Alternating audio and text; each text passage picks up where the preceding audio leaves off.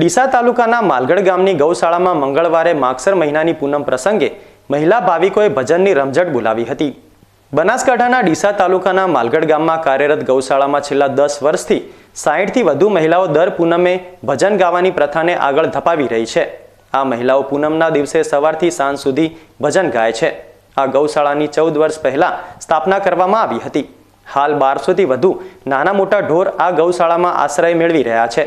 ત્યારે આ ગૌશાળામાં દર પૂનમે ભજન ગાવાની પ્રથાને આગળ ધપાવી રહેલી મહિલાઓએ આ પ્રથાને મજબૂત રીતે જાળવી રાખવાની પ્રતિબદ્ધતા પણ વ્યક્ત કરી હતી।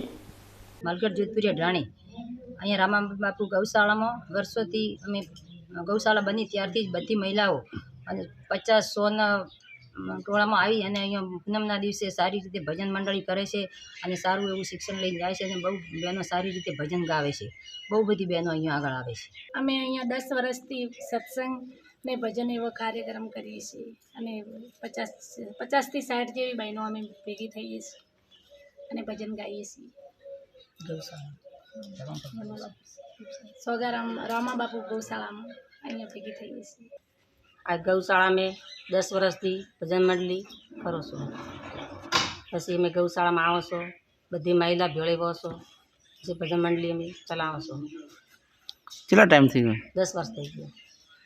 કેટલી મહિલાઓ આવતી? મહિલાઓ ખાસી 40-50।